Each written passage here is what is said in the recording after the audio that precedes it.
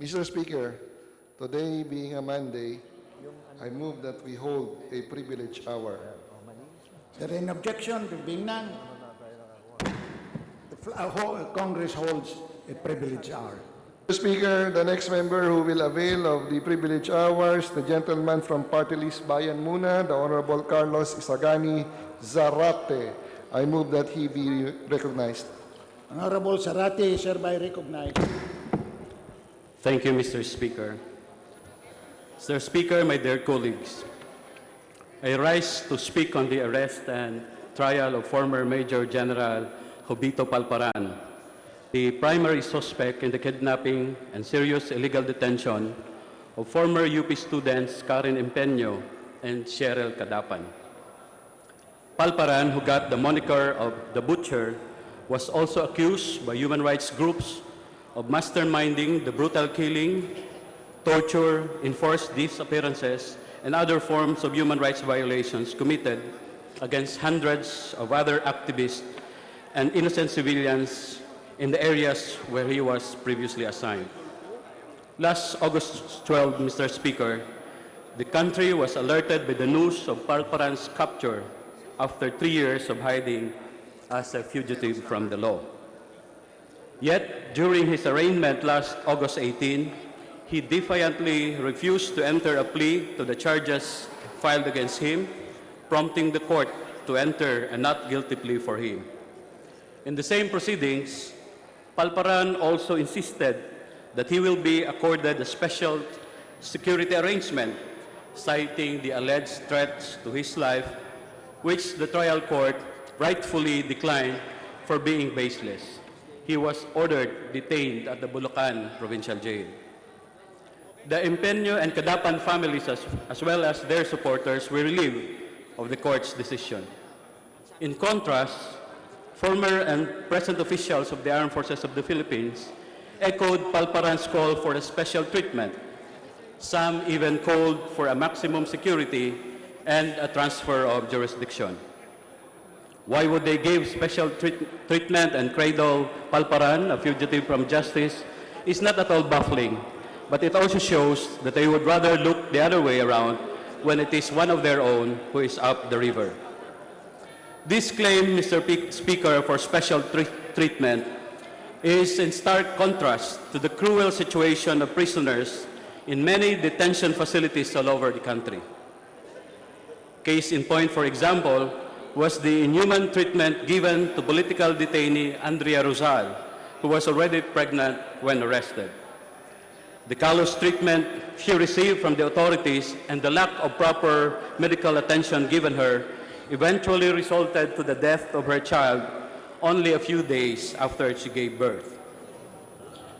Another case of how authorities are very much eager to place behind bars activists, the human rights violators, is the recent arrest of LUMAD leader and activist Genaske Enriquez in Surigao City.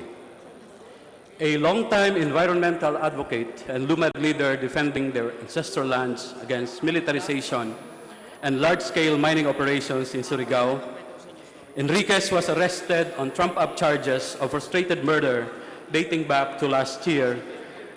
He was arrested while on his way to attend a conference calling for the abolition of the pork barrel system in Cebu City last August 23. Thus, Mr. Speaker, compared with how Jovito Palparan eluded arrest after a 3-year so-called manhunt for even graver charges based on credible eyewitness accounts, the odds seem to be largely in favor of Palparan. This kind of treatment rubs more salt to the wounds caused by the enforced disappearance of Karen and Sherlyn Kadapan and the brutality that they suffered in the hands of their captors. Who can forget, Mr. Speaker, the unspeakable acts retold by eyewitness Raymond Manalo, who claimed that he saw how Palparan and his men tortured and abused the missing UP students. Yet, apart from the Empeño Kadapan case, Palparan's track record also tells of other cases of grave human rights violations, including extrajudicial killings, even a food blockade, while he was respectively serving as commander of the Army's 24th Infantry Battalion in Bataan from 1981 to 1991, as chief of the Army's 8th Infantry Division in Samar and Leyte within a span of only 2 months in 2005, and as commander of the Army's 7th Infantry Division in Bulacan in 2006. No wonder, Mr. Speaker, he was the favorite general of the disgraced former President Gloria Arroyo, who showered him with promotions and commendations before he retired. While the AFP is quick to dissociate and wash its hands of Palparan's irreputable brutality, his is not an isolated case, however. While Palparan may no longer be a part of the armed forces of the Philippines ranks anymore, yet his condemnable methods of silencing alleged enemies of the state are still very much around. In fact, according to the human rights watchdog Karapatan, as of March 2014, there have already been 192 cases of extrajudicial killings, 21 cases of enforced disappearances, and 640 cases of illegal arrest and detention under the present Aquino administration. Yet, even if the like of Palparan is already behind bars, the state of impunity in our country continues. It takes turns for the worse as we see those charged of violating human rights violations even promoted. We can take, for example, Mr. Speaker, the appointment of Major General Eduardo Año, who was implicated in the disappearance of activist Jonas Burgos while he was then serving as the chief of the AFP's intelligence service.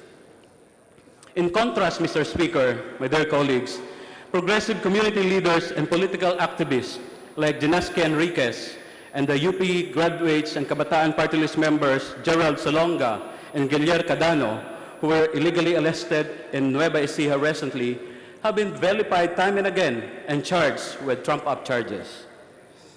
Thus, Mr. Speaker, for as long as wanton violation of human rights like extrajudicial killings and enforced disappearance continue in our midst, it is a mere empty rhetoric to say that there are no more butchers in the AFP, as President Aquino said while commenting on Palparan's arrest. In fact, during the hearing of the charges against Palparan in Bulacan Regional Trial Court last week, he again asked that he be given a special treatment by removing him from the provincial jail and transferring him to a military facility, allegedly because of supposed threats to his life. It is an ironic demand, if I may say, considering how during his dreaded reign, he did not mind at all threatening or even making real his threats against those he considered enemies of the state. Indeed, Mr. Speaker, the Palparan trial will again test our justice systems and this administration's resolve in ending the state of impunity that is still reigning in our country today. However, this will be a pointless attempt if the other Palparan-like violators will not also be brought to the bar of justice. Mr. Speaker, last August 30, we commemorated the International Day of the Disappeared, also known as the International Day of the Victims of Enforced Disappearances, which draws attention to the fate of individuals abducted or detained by agents of the state and held in locations concealed from their relatives and legal representatives. Enforced disappearance clearly violate fundamental human rights, and such as the right to be exempt from arbitrary arrest and detention and the right to liberty and security. They inflict terrible suffering upon victims and their loved ones, some of whom will never learn the fate of their family member, partner, or friend. Commemorating this day started in 1983 during the height of an alarming rise of disappearances by authoritarian regimes in Latin America. In recent years, there have been widespread international call to prevent enforced disappearances and obtain retroactive justice for its victims. In 2006, the United Nations adopted the International Convention for the Protection of All Persons from Enforced Disappearance. However, despite this, cases of disappearances did not abate. As of 2012, the United Nations Working Group on Enforced or Involuntary Disappearances estimates that at least 42,889 people worldwide have been forcibly disappeared, with fates unknown. The same unknown fate that befell Karen Empeño and Sherlyn until now. Thus, Mr. Speaker, what the relatives of the victims need is not special treatment for Palparan and his kind who are charged of violating human rights. What their relatives seek is to obtain justice for their lost loved ones. The same justice being sought by the relatives of the other victims of human rights violations under past administration and even in the present one. Yes, Mr. Speaker, justice, no more, no less. Thank you, Mr. Speaker. Majority Leader, Mr. Speaker, there being no member who wishes to interpolate the Honorable Zarate, I move that the speech of the Honorable Zarate be referred to the Committee on Rules. there any objection? There being none, the speech of Honorable Zarate is hereby referred to the Committee on Rules. Mr. Speaker,